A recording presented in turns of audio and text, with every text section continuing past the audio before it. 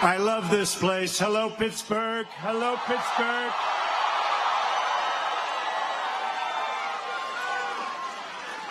You know what?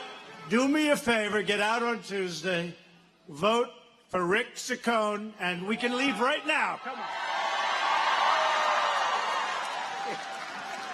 We don't have to spend any time. Great guy. I'm thrilled to be back in Pennsylvania, where I went to school, went to college, with so many hardworking American patriots. You're great people.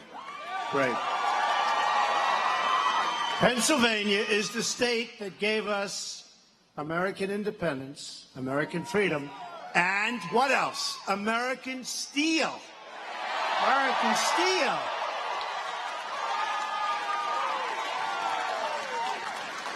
They've been talking a little bit about steel over the last little while, haven't they? And we're saving the steel, and a lot of steel mills are now opening up because of what I did. And not all of my friends on Wall Street love it, but we love it because we know what it does. Many plants have just announced over the last few days that they're expanding, opening. Steel is back. It's going to be back, too. Steel is back, and aluminum is back. It's going to be back. And on November 8th, Pennsylvania is the state that gave us the 45th President of the United States.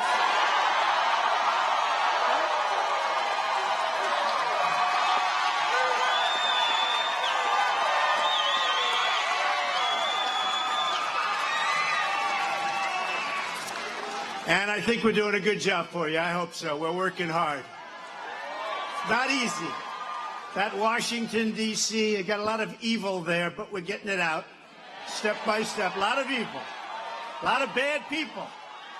A lot of bad people. A lot of fake media. Look at them. A lot of fake media. Fake media. You know, it's funny. I don't know if you saw it, but we've had a problem for years with North Korea. In fact, President Obama said it was the biggest problem we had. And South Korea went there. We put very, very strong sanctions and lots of other things we've been doing right from the first day I was in office. And South Korea came to my office after having gone to North Korea and seeing Kim Jong-un. And no, it's very positive. No. After the meeting, you may do that, but now we have to be very nice because let's see what happens. Let's see what happens. So the South Korean top people, top representatives, they walked out the White House to a throng of these characters. Big group. And everybody wanted to find out what happened. Now, they had just left North Korea. And look, North Korea is tough. They're testing nuclear weapons. They're doing a lot of things. This should have been handled, by the way, over the last 30 years, not now. That's when it should have been handled. They shouldn't have handled it. This should have been handled, and everybody will say it, too. But that's okay, because that's what we do. We handle things. And these guys came out, and they said that your president's done a great job, I might say. But, well, I'll tell you, we did a great job in the Olympics. President Moon of South Korea said without Donald Trump, the Olympics would have been a total failure. It's true. True. You know? Might as well say it. Nobody else is going to say it, right? Might as well say it. You know, a little hard to sell tickets when you think you're going to be nuked. But when North Korea called and they said, we'd like to be in the Olympics, everybody said, let's buy tickets, let's go. I would have gone. And it became a very, very successful Olympics. Honestly, South Korea did a great job, and it was great to see North Korea going and participating, and there was a nice unity. It was really a nice thing. Really nice. But when the South Korean representatives who just left North Korea came outside, big throng of press, they announced that North Korea Kim Jong-un would like to meet with President Trump? No, this doesn't happen. You know, they're saying, oh, well, Obama could have done that. Trust me, he couldn't have done that. He wouldn't have done that. He would not have done it. And by the way, neither would Bush and neither would Clinton. And they had their shot, and all they did was nothing. Well, Clinton gave away billions and billions of dollars. And as soon as they made the deal, the following day, they started working on making more nukes, okay? So that's not the great deal. You ever see the story where it's 1999, I'm on Meet the Press, a show now headed by Sleepy Eyes Chuck Todd. He's a sleeping son of a bitch, I'll tell you.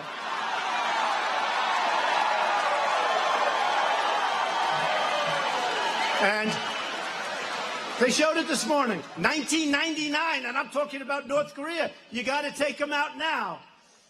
And then they have Clinton saying, we are pleased to announce that we have made a deal with North Korea. Well, you know how that deal turned out, right? We gave billions and billions of dollars and lots of other things, and we got nothing. But they show me young, handsome. I said, why couldn't I look like that today? I should have run back then, right? I should have run back then. I would have done this earlier.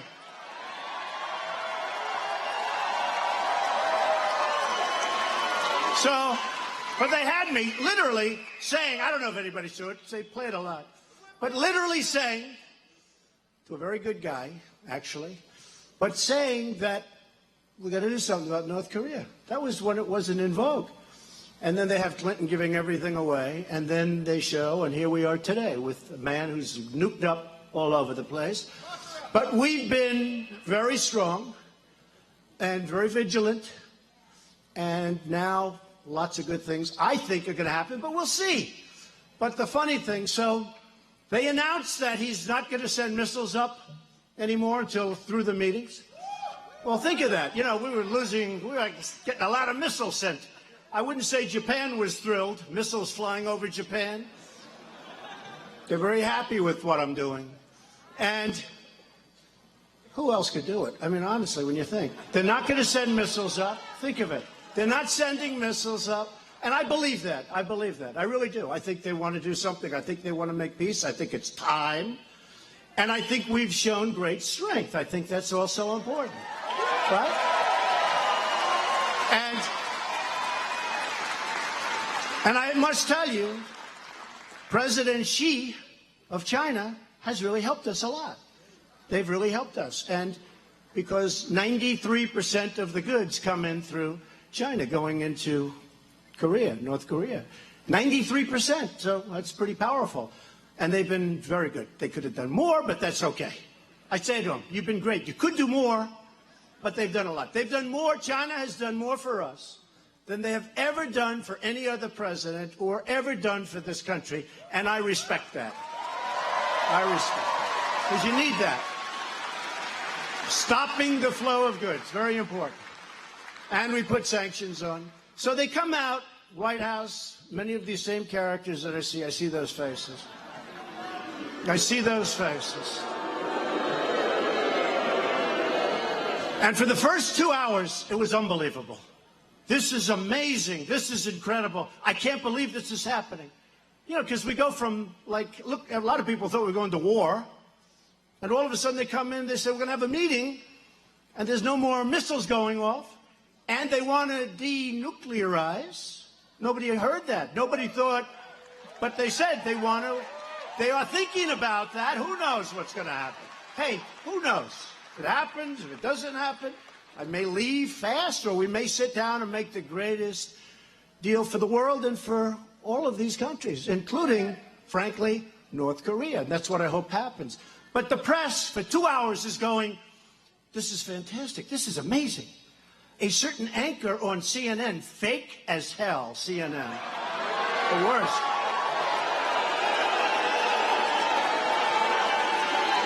Oh, so fake. Fake news.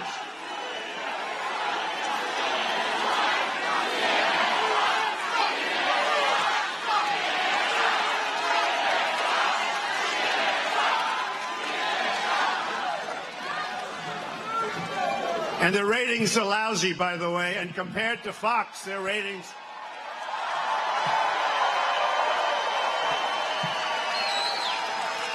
And a certain anchor, female, said, this is really something.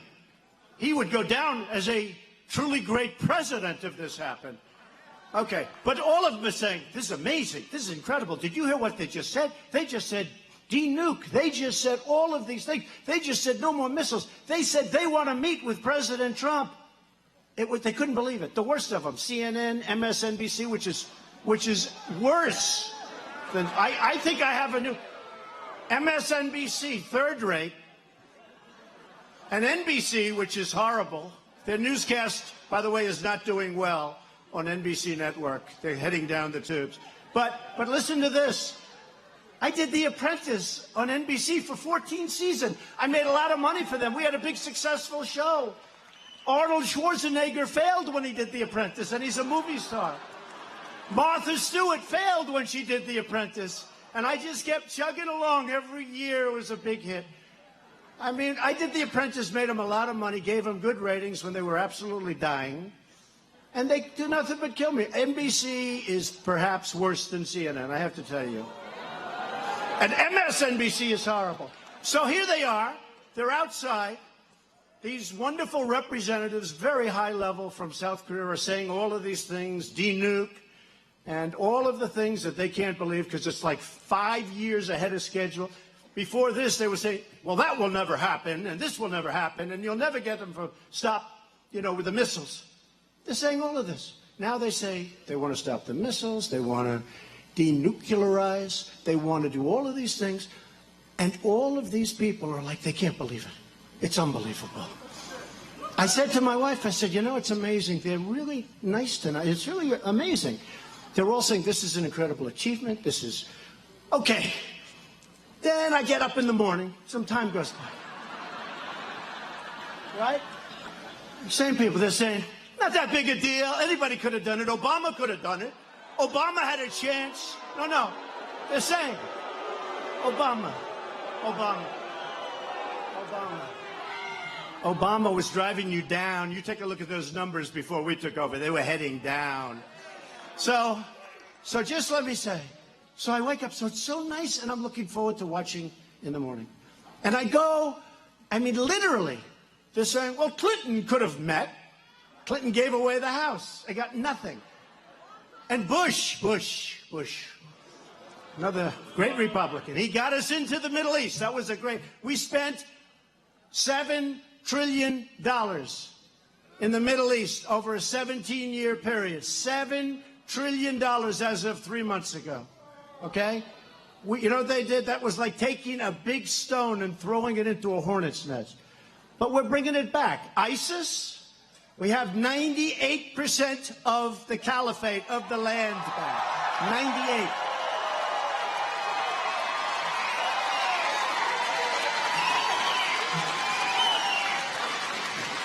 So I woke up and I saw all these reports that, anybody could have done it. Oh, yeah, sure.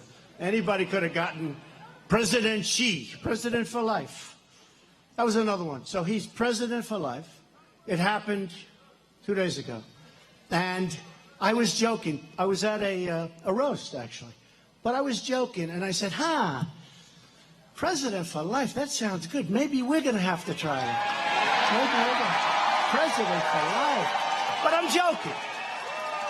joking. And they knew everybody in the room was laughing. Everybody's having a great time. I'm joking about being president for life. A couple of them went back. Donald Trump, with his dictatorial attitude, now wants to be president for life. Straight. Fake news. Fake.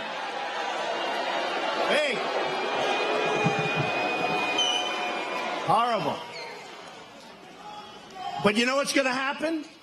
Did you see the other day? 96% of what they do, all I do is good stuff. The economy is the best it's ever been. Your coal, by the way, folks, some of you are in the coal world. Your coal is coming back big. Your steel is coming back. Those plants are going to be opening. And what we've done with the 25% tariffs for those guys that come in and dump their steel all over the place. And by the way, it's not good steel. You guys know what I mean. It's crap. But your steel is coming back. It's all coming back. And 6 months prior to the election in 2020, every one of those guys, we really endorse Donald Trump. We think he has to win. You know why? Because if I don't win the election, their ratings are going to go so far down, they're going to be out of business, every one of them. Can you imagine? Can you imagine covering Bernie or Pocahontas? Pocahontas. How about that? Pocahontas. Can you imagine these guys? Some of them are actually smiling, but some of them just can't stand it, honestly. Some of them, they can't take it. Can you imagine having to cover Elizabeth Warren for 4 years?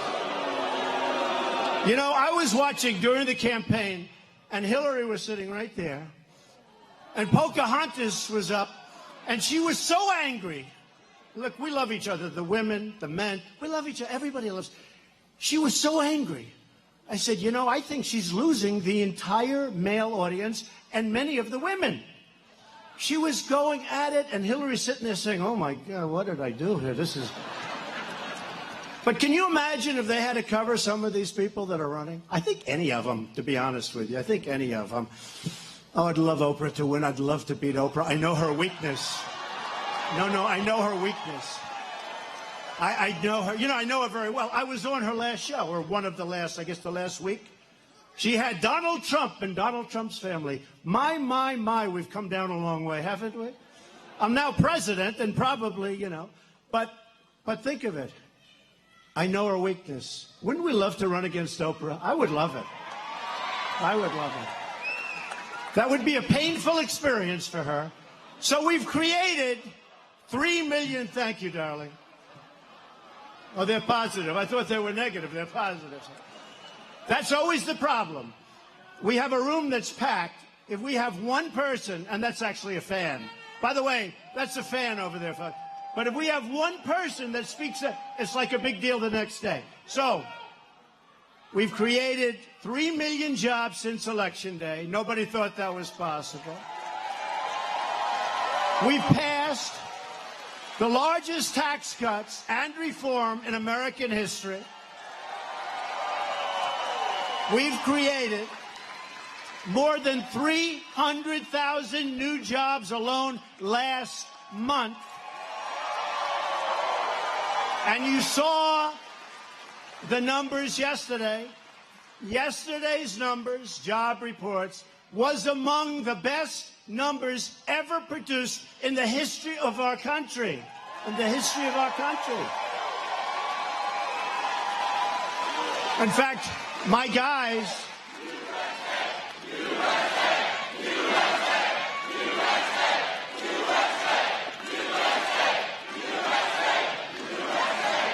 In fact, my guys came into my office, and they gave me the number, because if you add the previous month, which was adjusted upward by 52,000 jobs. They were low last month. It adjusted upward. So we're like over 360,000 jobs. And I said, let me ask you, is that a mistake? I don't think I've ever seen, you know, if you get 160, it's good. We were at 360. So I looked at my guys, I said, is that a typographical error? What is that? But you said it was one of the best reports. And you know the amazing thing? Wages went up a little bit. You haven't had wages in 19 years. Wages are starting to go up. Think of it. Wages. I mean, how good is that? Wages starting to go up. African American unemployment has reached the lowest level in history. The lowest. You know, African American, and I'm very proud of that, African American unemployment 2 months ago reached the lowest level in history. And then last month it went up a little bit, right? And I made the mistake because I didn't know it went up. And it wasn't quite as good, but it wasn't historic. So I was in a different month, and I said, African unemployment is the lowest level in history. They killed me because it was the previous month.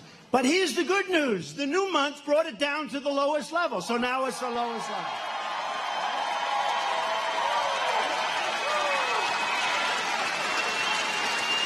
Hispanic unemployment is the lowest level. Think of that. Hispanic unemployment is the lowest level in history. Women, we love you. We love you. Hey, didn't we surprise them with women during the election? Remember? Women won't like Donald Trump. I said, have I really had that kind of a problem? I don't think so. But women won't like Donald Trump. It will be a rough night for Donald Trump because the women won't come out. We got 52%, right? 52, right? And I'm running against a woman. You know, that's not that easy. 155 million people are now employed. That is, came out this morning, that is the highest level of employment in the history of our country. 155 million. Think of that.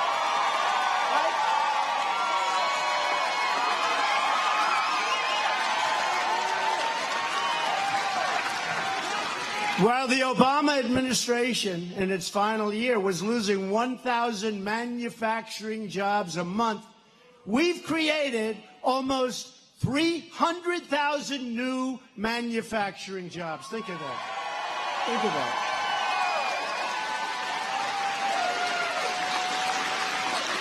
The task for all of us, for everyone here tonight, is to make sure that this great American comeback continues. Full speed ahead. We are doing things that are amazing. You know, make America great again, right? Make America great again, right? So you know what the new slogan is going to be? I won't tell you. We've got to keep it secret, except did you ever see so much press? Wow. You know what the new slogan will be? Because I can't use it in 3 years from now. I can't say... Very good. I can't use it. I can't go like in 4 years and say, here's my slogan, which is now 2.5 years we'll have to start thinking, right? It's getting close. We can't say make America great again because I already did that. Right? Right? So, right? So our, not my slogan, our slogan, this is a team. Our new slogan will be, and, you know, this is on the assumption it happens, which I'm almost positive. Can never be 100% sure. I never like to go too far in advance, but let's assume it's going like it's going. By the way, if we coasted for 2.5 years, we did a hell of a job. You know that. In fact, I was telling some of the guys, let's just coast. Because the stock market is up almost 40% since Election Day. Think of that. Almost 40%. Think of that. And by the way, that's not rich people. That's for everybody. I mean, you have your 401ks, which are up 42%, 38%. I tell it all the time. I take pictures back with the policemen. I love the policemen. I love the firemen. They're great. Right? And they're always coming up and saying, sir, thank you very much. My 401k is up 41%. My wife thinks I'm a genius. They think like they're great investors, okay? But they're up, way, way up, and that's good. That's really good. That's what we want. That's what we want. That's what we have to have. We're so proud of this country. But our new slogan, when we start running in, can you believe it, 2 years from now, is going to be, keep America great, exclamation point. Keep America great.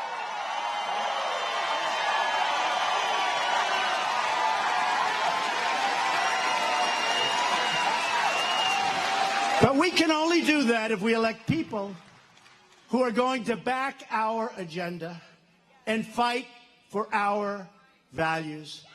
And that is why we have to defeat Nancy Pelosi,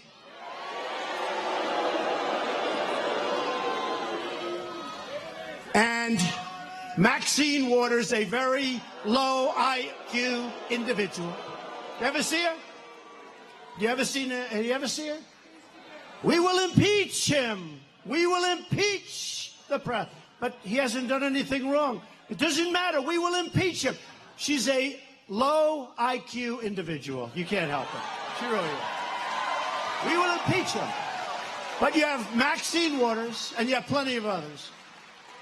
And, I mean, Nancy Pelosi, you can't have that. And Connor Lamb the sham, right? Lamb the sham. He's trying to act like a Republican, so he won't give me one vote. Look, I don't know him. Looks like a nice guy. I hear he's nice looking. I think I'm better looking than him. I do. I do. And he's slightly younger than me. Slightly. No, I heard that. Then I saw it. He's okay. He's all right. Personally, I like Rick Saccone. I think he's handsome.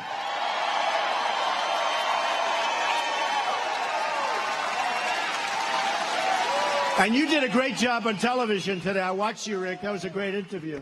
I appreciate it, too. But he's really good. Here's the thing. We're dealing with people that want to obstruct. They want to stop us from doing things. We put an infrastructure bill in for $1.7 billion, and I hear they want to stop it. They want to stop DACA. DACA is their issue. But I'm willing to go along. Get it done. We got to get it done, right? Get it done. And besides that, you know, honestly, we need good, great workers in our country because I'm bringing a lot of companies into this country. We're not going to have workers for it. We have to bring them in. But DACA, they're here. They're good people. And the Democrats are trying to not do so. I offered a deal that was so good you can't refuse, right? Like the mob pictures. I'll give you a deal that's so good you can't refuse. I made a deal. I gave them a deal so good they could not refuse. And I did it because I thought they were going to refuse. And they did. And they're getting killed now by the DACA recipients. They're getting killed. But somebody like Lamb, he's never going to vote for us. He's now saying, and I appreciate his nice words about me. This is Trump country, right? So he has to say nice. Okay? He's smart. So he's saying nice things. Here's the problem. As soon as he gets in, he's not going to vote for us. He's going to vote the party line. He has to. And if he doesn't, he's never going to a chairman of a committee. He's, you know, it's a whole crazy system. But he's going to vote the party line. He doesn't care about us. But for getting your votes, he's talking about how much he likes tariffs, which is my baby. And I took a lot of heat over that. But let me tell you, all these countries now are calling up. We don't want the tariffs. What do we have to do? European Union. They kill us. Sounds good. A lot of us came from the European Union, different countries, right? Sounds nice. They kill us on trade. So we put on tariffs, and the European Union's out there. Well, we're going to put on. I said, you can't go any higher than you are anyway. And they have trade barriers. We can't even sell our farming goods in there. They totally restrict us. So then they say, we want those tariffs taken off. I said, good. Open up the barriers and get rid of your tariffs. And if you don't do that, we're going to tax Mercedes-Benz. We're going to tax BMW. You want to have money? You want to have money come into our country?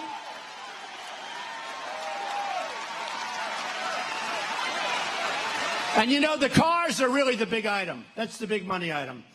So when I said that, all of a sudden it's like, whoa, let's stop talking with this guy. You know, with the European Union, we're like $100 billion down because we had stupid politicians doing stupid things, right? Think of $100 billion. By the way, we're really, I've always said 71 billion, but Mexico, we're 130 billion. That's a real number because nobody includes the VAT tax. Nobody even knows what a VAT tax is, but Mexico charges a 16% VAT tax. So nobody ever talks about it. You know, they do it. That deal was bad the day they made it because they had a tax and we didn't.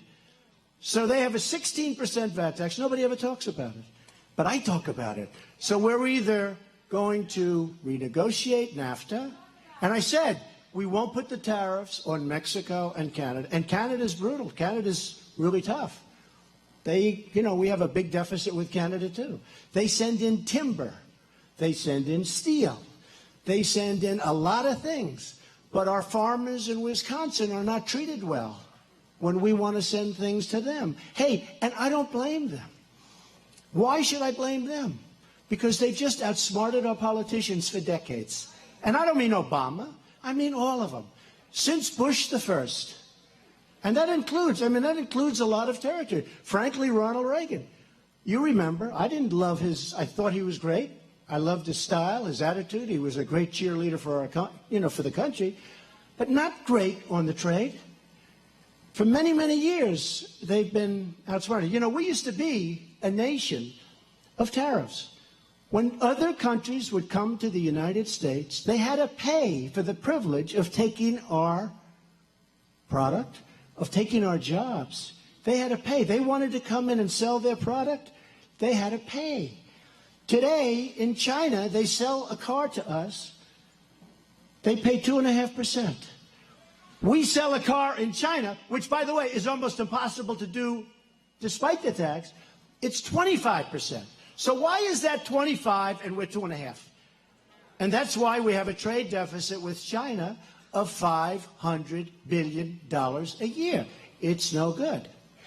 But we're changing it, and it takes a little while. I'm there a year, a little more than a year. We're changing it. We have to. We have a trade deficit. We have a trade deficit with all countries of the world. Listen to this number. If there's any children in the room, please close your ears. We have a trade deficit of almost $800 billion a year. Now, who makes these deals? So with Mexico, he says Obama. Honestly, in all fairness to Obama, it's more than Obama. It's plenty of people, believe it. Plenty of presidents allowed that to happen, and people that work for the president. So we're going to get a lot of things straightened away. NAFTA is under work right now, and I think they're going to be very good. And you saw what I did with the tariffs. They said, we don't want to pay tariffs. I said, let's make a deal on NAFTA. And if you make a decent deal, a fair deal for the American worker, the American people, you'll have no problem with the tariff. I said the same thing to the European Union. I said, look, you're killing us. We're losing $100 billion a year. You're not accepting our product. They're not accepting our farm product. I want to help the farmers. And they don't accept it. And I said, open up your countries. That's countries. They banded together. Why did they band together? To screw the United States on trade. And that's okay. They're allowed, Actually, here it would be called a monopoly. It wouldn't be allowed. But all those countries got together in order to do well on trade with the United States. People don't know that. You hear European Union sounds so, the European Union sounds so innocent. It's not innocent. They're very tough. They're very smart. We lose $100 billion a year. They sell stuff into us. We charge them practically nothing. We sell things into them. Number one, you can't get it through the barriers. They have artificial barriers. That's not a monetary barrier. That's other things. Environmental. They come up with things you wouldn't even believe. But we can't get our product in there. So I said, open up your barriers, get rid of your tariffs, and we'll do this. We'll have a nice, fair, open. And if you don't do that, that's okay. And that's where the cars come in. So we have a lot of work to do. But I need people that can help me. And this guy can really help me. This guy can really help me. Rick Saccone. And I've got him to, and he's got a tough race. I think we won by 22 points. And Rick, look, it's a crazy time out there. It's crazy. But I think the Republicans, you never hear this. So in fact, I think she's here. Karen Handel. Where's Karen? Was she here? She was here. Where is she? Did I do a good job, in Atlanta? So Karen, is this sort of like around this? Karen was down. She started off with a whole group of people. It's a little different voting. She had running for Congress in Atlanta, the Atlanta area, right? So they had a young guy, who spent $34 million. That's still the all-time world record, right? Running to be a congressman. They make $150,000 a year. Spent $34 million. There's something going on, right? So I didn't know you were here. Somebody said you may be here. That's so great, Karen. So Karen was running with many Republicans. It was like 13 Republicans, which is crazy. And Karen was the one I wanted, but that's a lot of Republicans. So Karen ended up with about 14 or 15. This guy he was 58, which meant he would have won the election. There was no more runoff, right? And we came after him, right? We came after that guy, and we found out a couple of, like, minor things. He didn't live in the district. I heard, they said, sir, he doesn't live in the district, but nobody cares about that. I said, really? Let's try it on the voter. So anyway, you have to get 50, in which case the election's over. If you get less than 50, you have a runoff, and you take the top two. So Karen was fantastic. But she was with so many Republicans, and he was essentially the only Democrat. So I brought him down in a period of 4 days. I got no credit for this from these guys. Brought him down from 58 to 48. So now he's in a runoff with Karen. So think of it. He's at 48. She's at 15. By the time Karen and I finished with this guy, $32 million he spent. And she spent slightly less than that, okay? She spent like about $29 million less, right? She spent $29 million less. But by the time we finished, the winner, easily by 5 points, was Karen Handel. So, right. And they love the job she's doing, and I think you're going to have a good victory now. But the people have gotten to know you, and they love you in your area, and hope I don't have to go and make speeches all over the place like last time. But we need Karen, and we need our Congressman Saccone. We have to have him. We have to have him. Nancy Pelosi, Maxine Waters. The only chance she's got to become Speaker is electing Democrats. And, you know, we don't have a big margin. It's just a very small. I mean, they're doing a number in your state. You see what they're doing with the congressional districts. They're doing a number. And hopefully the United States Supreme Court will take that case, because this is horrible what they've done. They had state judges that are Democrats change your voting districts. What kind of stuff is that? What kind of stuff? And it's going to make it very hard for Republicans that are great Republicans that would easily win. And now it's all changed. And it's very unfair. Let's see what happens. It's litigation. It's in court. Let's see what happens. But it's very unfair. The people of Pittsburgh cannot be conned by this guy Lamb. You just can't do it. Because he's never going to vote for us. He can say, I love President Trump. I agree with everything he says. You know what? I don't want to meet him. Because anybody that says that, I might like him. And then Rick is going to be very angry at me, right? No, he's going around saying, but he's not going to do that stuff. He's not going to do it. There's no way he's going for the things that his party. He says, I'm not going to vote for Pelosi. He's not. Now, that could be possible. But most people are. Most people are. But he says he's not going to do that. He's going to do this for Steele. He's going to do that. Well, the Democrats are opposed to those things. He's weak on crime. He's weak on the border. He's weak on the Second Amendment. But all of a sudden he got strong. And by the way, in terms of abortion, take a look at his record. Take a look. It's amazing. He's come back. Oh, well, take a look at his record. Because where his record is, that's where he's going. So Pelosi's party in Congress is full of people who tell their voters one thing during the election and then go to Washington and vote lockstep. You know, the one thing I noticed about them, and I've been there now for 14 months. 14 months. Can you believe? Have we done a lot? Man. Oh,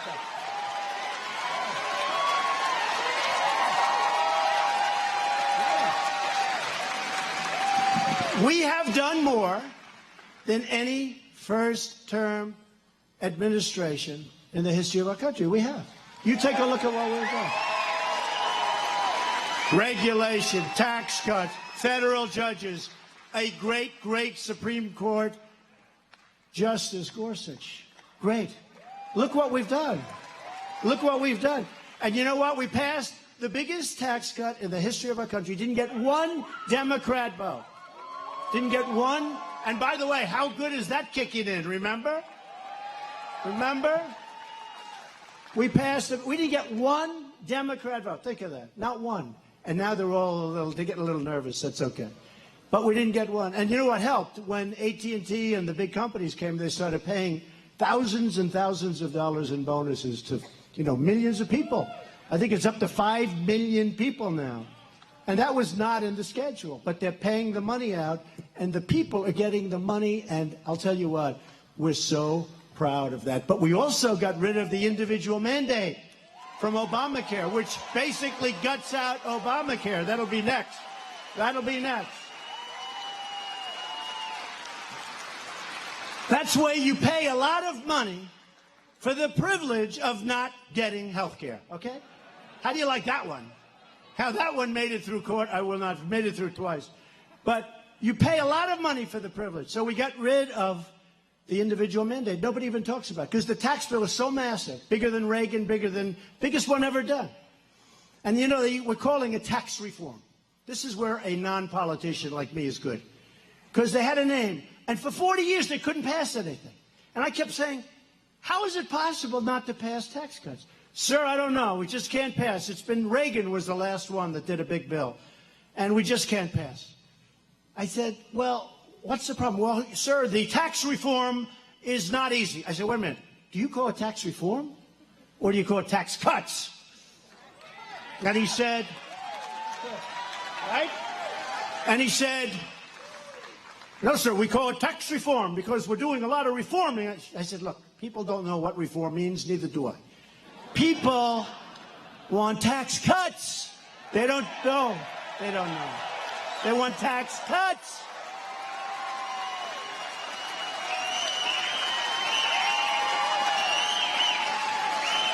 They want tax cuts, and honestly, the word reform, it could mean you're going to triple your taxes. We're going to reform taxes and triple. I said, nobody knows what it means. It could be really bad. So they said, you know, we never thought of it. This is after 40 years. Nobody ever thought of it. So they said, could you come up with a name? And I did. You know what it was called? The Tax Cut Bill. But I must tell you, and on this I think they were right. The politicians thought that was a little hokey. So we call it the U.S. Tax Cut and Jobs Bill, which is nice. Which is nice. And we got it passed. We had unanimous in the Republican Party and unanimous for the Democrats. And by the way, you're going to have a great man running as a Republican for the Senate. While we're here, Rick, we should say it, right? Sweet Lou, right? He's going to be great. He's got a chance. He is with you all the way. He loves this state. He loves the people. And we'll be out fighting for him very, very hard. Okay? You know who that is. You know. But he's going to be running, and he's running already. He's running very hard. He's going to be fantastic. So we passed the tax cuts. We didn't have one Democrat vote. Think of that. So I think they're going to have a problem. Now, historically, after a presidential election, the other side, like always, wins. And I've told you, you've heard the story. Because people become complacent. You had a victory. You elected your president. You like you, but you like me? I think so, right? I like you, too. I love you.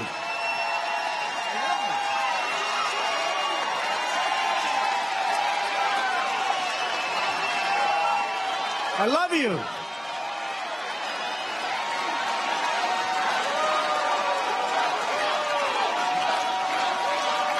So, is there any more fun than at a Trump rally? Yeah. You know, a lot of times I have to do like readings. We'll pass an environmental bill, and they want me to go to I'm very spoiled. You know, if I go to a small place and they have 2,000 people, it's like, why don't we open a stadium or something? You know, we're spoiled. Other guys, they go out, they get 50 people, they're satisfied. We need crowds like this. In fact, the fire marshal was fantastic. You know, they had a lot of people out. And he's a great guy. I don't want to get him in trouble. But he opened up those doors, and he's got guys there, and he let most of the people that were, they were sent away. He got to look at those corners. Now, those cameras are never going to cover those corners. They're never going to cover the corners. They're never going to cover. They never show the crowds. They never like to show the crowd, ever. You know, the only thing is the noise. Because you can't imitate it. It sounds like a Penn State football game. It sounds like an Ohio State football game.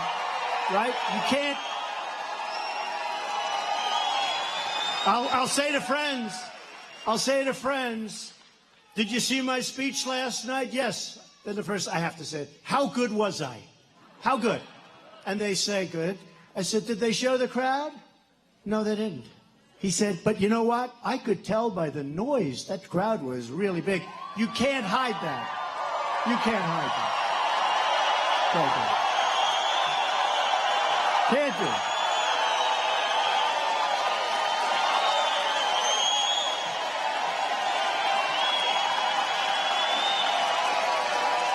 So the Democrats are the party of sanctuary cities. Explain that one, right? They like to protect criminals. They like to protect MS-13. This is the party of, how about that? How about that? How about ICE? These ICE guys are tough as hell. They go in and they're not playing games. You know, the only thing, I hate to say this, not so politically correct, but the only thing these gang members understand is toughness. I hate to say it. They're not interested in genius. They're not interested. They're interested in somebody that's tougher than them. That's what. And we have the toughest people you've ever seen. And they went out to Long Island and they grabbed them by the neck and they threw them into the patio. We're cleaning out. We're doing it.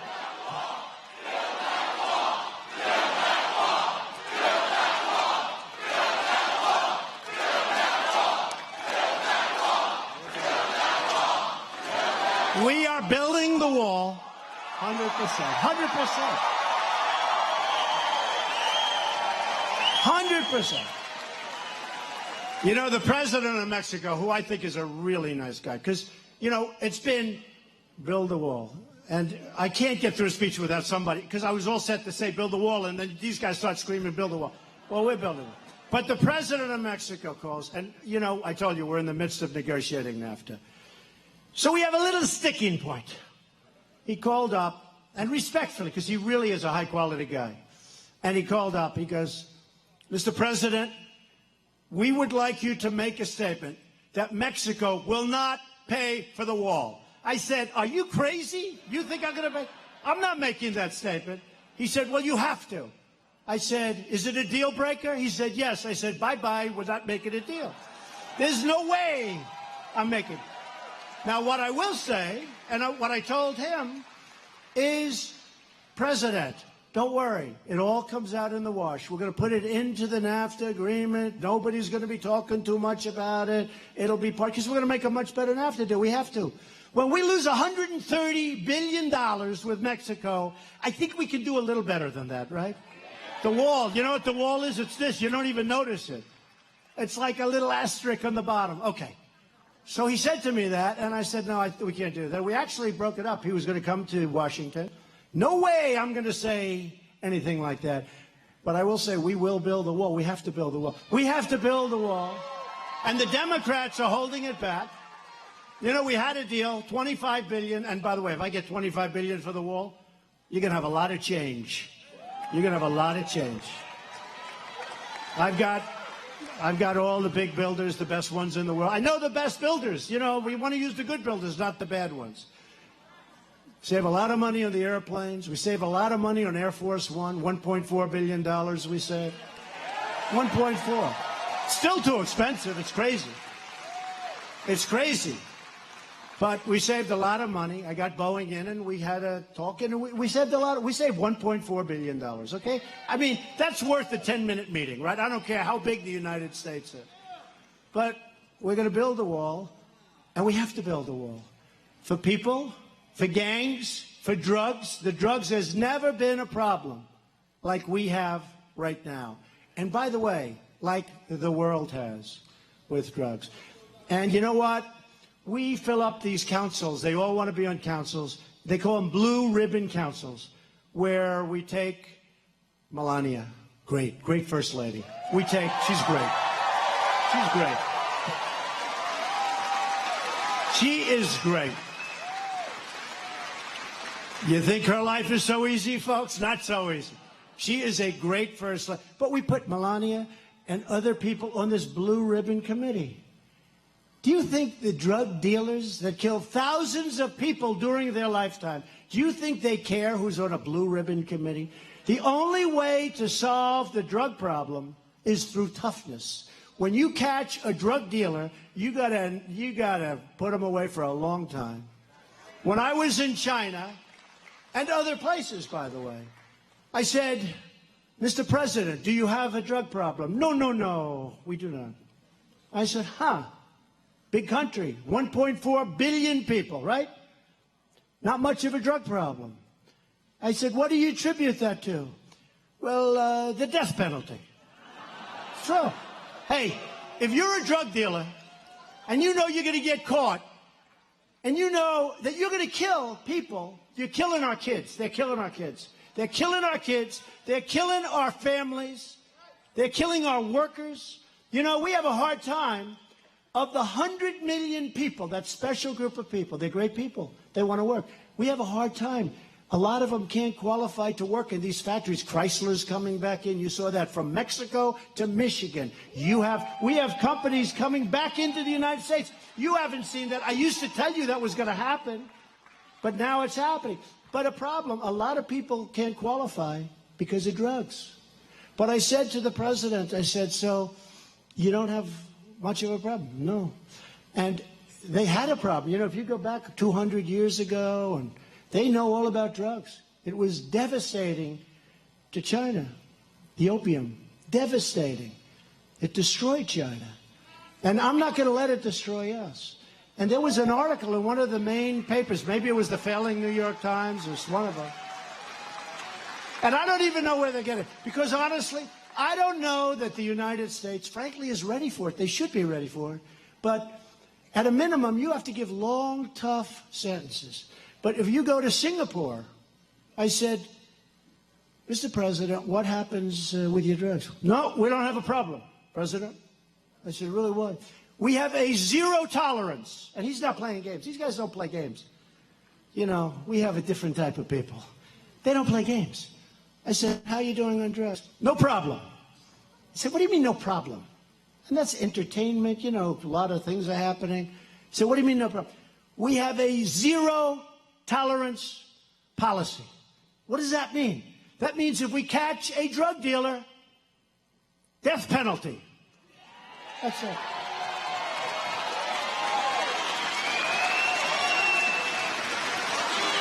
And they don't have a problem. Now, remember this. If somebody goes and shoots somebody or kills somebody, they go away for life, and they can even get the death penalty, right?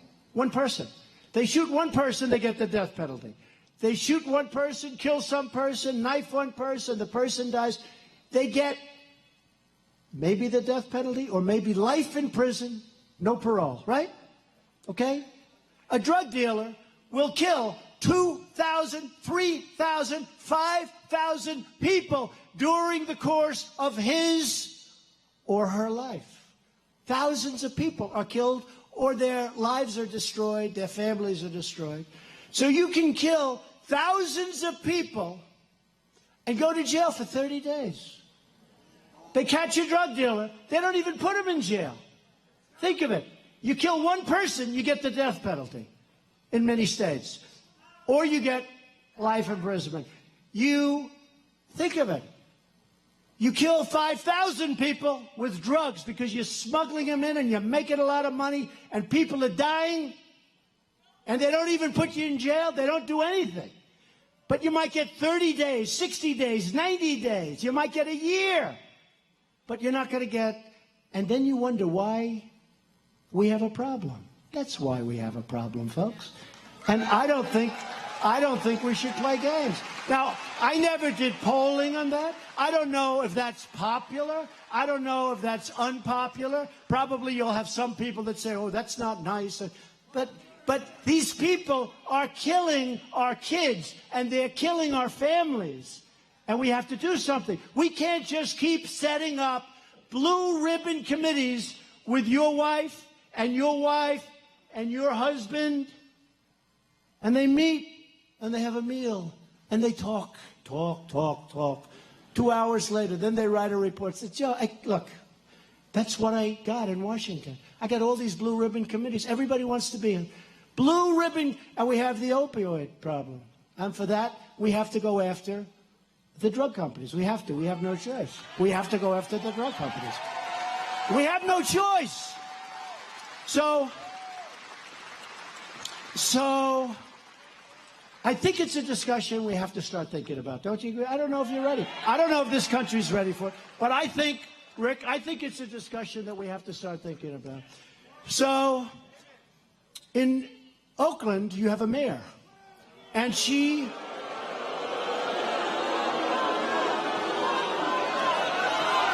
told people that we're going to be captured in a big raid, that there's going to be a raid. Can't do it. You can't do it, folks. We've got to get smart. My administration believes our cities should be safe havens for American people, not for American criminals, okay? Not for American criminals. We're going after violent criminals, and we're going after vicious gang members. These people are so tough. But you know, we had our ICE agents out in Long Island. Can you imagine? I grew up like around in Queens in New York, which is sort of, but I knew Long Island, sort of like on the way, right? And places that I know so well are loaded up with MS-13, where your daughter walks home. And they don't use guns. You know, it's like guns. The NRA happens to be very good people, by the way. They want to do the right thing. But they don't use guns. They don't use guns. They like to use knives and other things because it's much more painful, it's much slower, these are animals. And we send these guys out, and we liberate those towns. We liberate them. Hillary wouldn't have liberated those towns. We liberate those towns. And the people are cheering. It's like a war. It's like if you got liberated as a country. Can you imagine this is taking place in our country? It's crazy. So we are doing a great, great job. We are loving it. We're making tremendous progress. Today, I'm calling on Congress to stop funding sanctuary cities so we can save American lives.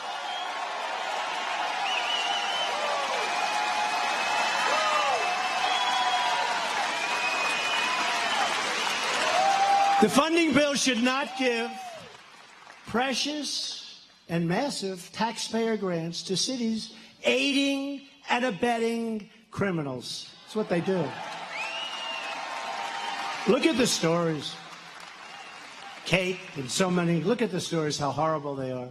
I'm also calling on Congress to finally end chain migration and cancel the very dangerous visa lottery. Now, they're probably, again, the Democrats want to obstruct, so we're probably going to have to wait till after the election. We'll get Rick in there, and we'll get some other people in there, and we'll be able to get it passed, because these guys don't want to do anything. They don't want to do anything. You know, they criticize because we have vacancies in certain administrative offices. We have 270 people that we cannot get the Democrats to approve to come in and work in our administration. They're out there. We have the ambassador from Germany, and I take heat. These guys are always saying, well, you don't have an ambassador, because the Democrats won't approve them. They obstruct, they delay, they do everything they can, and that's all they're good at. They have no ideas. They have no ideas. I mean, I look forward, I really do, I look forward to 2020, because I want to see how far left the person is going to be that we're going to run against. I look forward to it. I look forward to it. I really do. I really do. So together with your help, your voice, your vote, we can achieve more than anybody.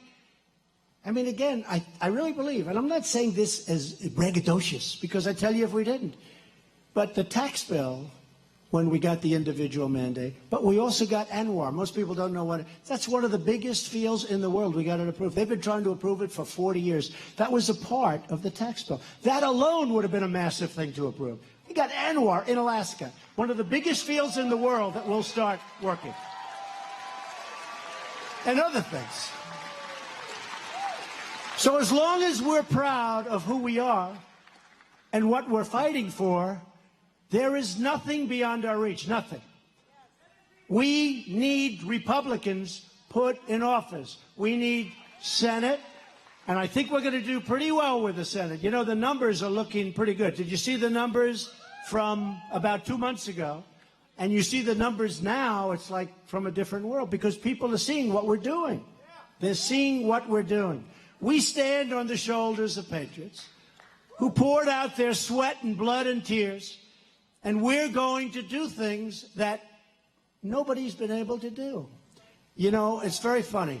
Every time I go out to speak, we have these massive crowds. And you know how many people, thousands were turned away. We let thousands in, but thousands were turned away. And I read one woman in the Wall Street Journal today. Nice woman, I like her actually, Peggy Noonan. And she wrote an article about me. And, you know, I went to the Wharton School of Finance. Nice student, that's very smart, you know, Ivy League school, great, the best business school, I think. It's one of the hardest schools to, even in my day. I mean, I went to the Wharton School, did great. And then you got to read how we're like, is Trump a good speaker? She's talking about he uses a language that, you know how easy, remember I used to tell how easy it is to be presidential? But you'd all be out of here right now. But you'd be so bored. Because I could stand out, right? I could stand out.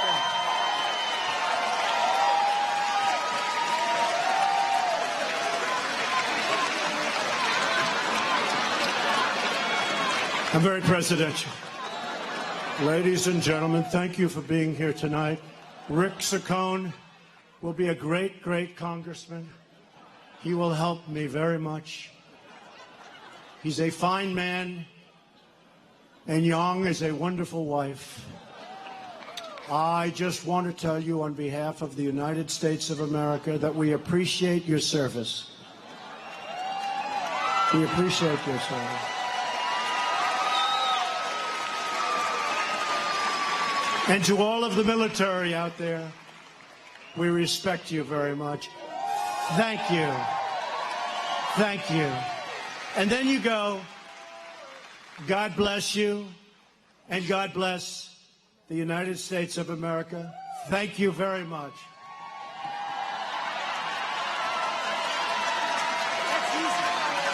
See, that's easy. That's much easier than doing what I have to do. But this is much more effective. Don't forget, this got us elected. If I came like a stiff, you guys wouldn't be here tonight. So I'm reading Peggy Noonan, and she's a nice woman. I like her. She doesn't like me much, and she's writing like I'm some kind of a Neanderthal. And I'm saying, you know, I'm really smart. You know, it's funny. They always talk about how they're telling us, they said we couldn't get elected. I say we. Because you guys came from areas, some of you never voted before, but you love the country. You never voted before, but you love the country. A great congressman from Tennessee, they vote early. And the voting had started. And he was at a speech I was making in Pennsylvania, believe it or not. But he was there because one of his friends.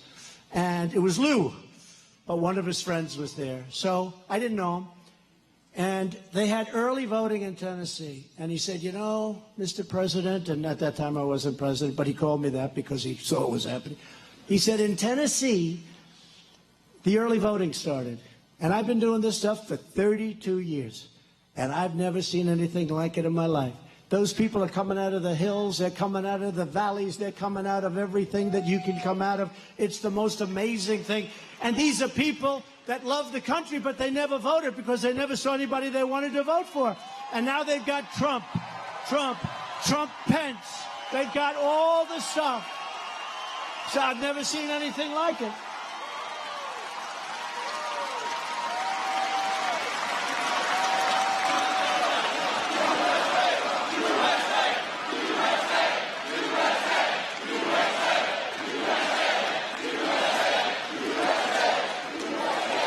And then they ask, is he a good speaker? I don't know. Look, I don't know if I'm a good speaker. But you know what? Every time I have a 25,000 seat stadium, we fill it up. So something has to be right. Maybe it's just pure ideas. I don't know. It's heart. Oh, I love that guy. He said it's heart. We all have heart.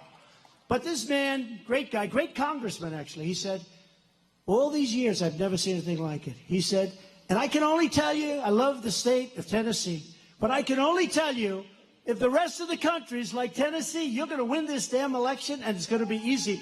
And we got 306 to 223. Remember they said 270. You cannot. Remember the famous 270? He cannot win the election because he cannot get above 270. We needed 270. In fact, they couldn't get me to 269. So we had 269. They said he cannot win. He cannot get, remember, to 270. And we didn't. We got to 306. We got to 306. But remember Pennsylvania? Remember Pennsylvania? That was really terrible. So, you know, I've never done this before. You know, I ran for president. I never did it before. Somebody said, you know, I've been running for the Senate like 6 times. He said, you ran for president, you won. What happened is Pennsylvania, remember that night? So we were 1 point away. We were at 99% of the vote was tabulated, right? Remember that? 99.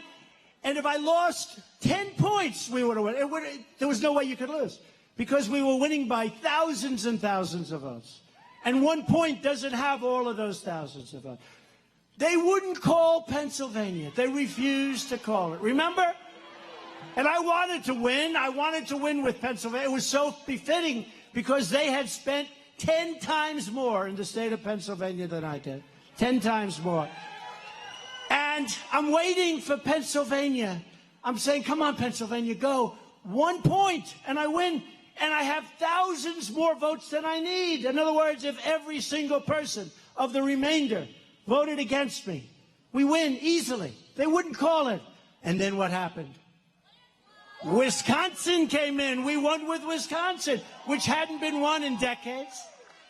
And then we won with Michigan. And then finally, they were devastated. You see, they were crying. 1-1.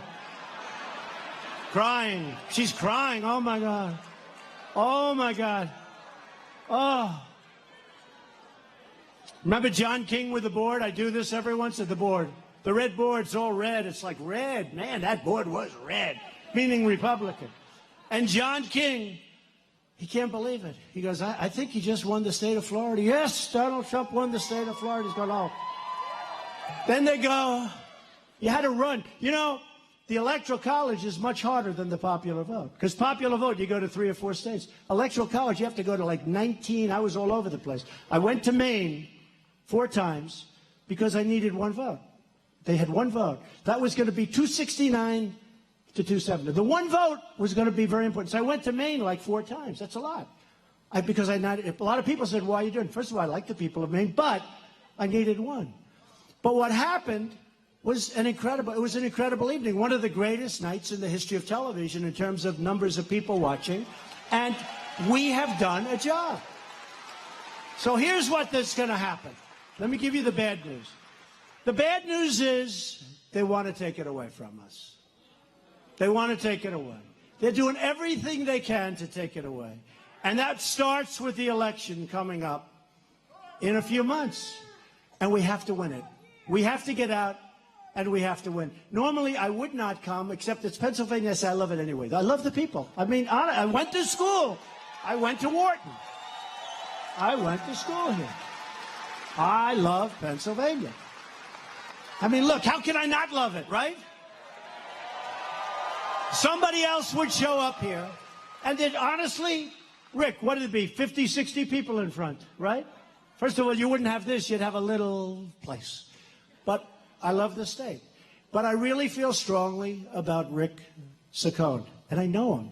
I feel strongly about him. He's an incredible guy. Number one, and I don't know that this is important, but to me it is, he's a very fine human being. He's a good person. He's really a good person. Rick, come up, Rick. He's a really good person.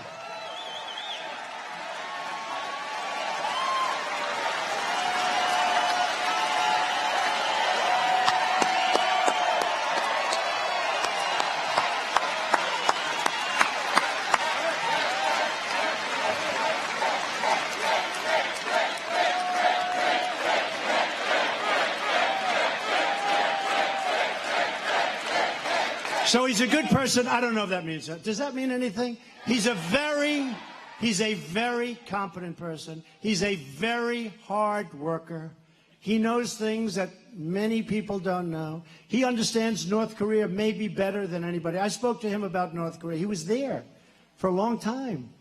And I spoke to him about North Korea, and I'm telling you, I learned things that all of these great geniuses, all of these great experts on North Korea did not tell me. This is a very extraordinary guy. We need him. We need Republicans. We need the votes. Otherwise, they're going to take away your taxes, your tax cuts. They're going to take away your Second Amendment rights. It's true. They're going to take away, you know, in the military, big military place, we just got approved $700 billion. We have to rebuild our military. $700 billion. Far more than the other party. They'll take that away, too. Our military was really depleted. But I just want to know, I want you to know, I came tonight because this guy is special. And beyond the vote, it's very important. Remember this. The other opponent, his opponent, is not voting for us. He can say all he wants. There's no way he's voting for us ever, ever. And he could be nice to me, and he is.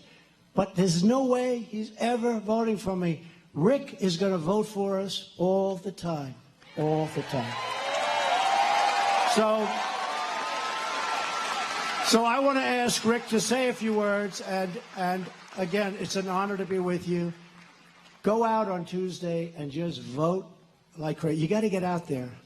The world is watching. This, I hate to put this pressure on you, Rick. They're all watching because I won this district like by 22 points. It's a lot. That's why I'm here. Look at all those red hats, Rick. Look at all those hats. It's a lot of hats. And we just had a poll. We're more popular now than we were on Election Day. This guy should win easily, and he's going to win easily. You got to know him. He's an extraordinary person. Go out and vote on Tuesday for Rick Saccone. Rick, go ahead.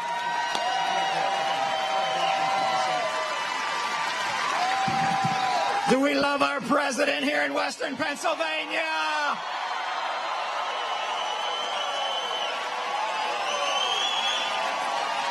Yeah, oh, we do. Let him hear it. Let him hear it through those cameras. They probably turned the volume down. They didn't hear you. Oh, yeah. I love you. I love you. Yeah. I'll just say a couple words. You already heard me speak earlier. I want to thank President Trump. As I said before, if President Trump's in your corner, how can you lose? He's the best man you could ask, anyone could ask to be in your corner. As any good businessman knows, you work on a deal, but there comes a time to close the deal. This is the time to close the deal. We got 2 days left. Are you going to help me on Tuesday? Let's close this deal.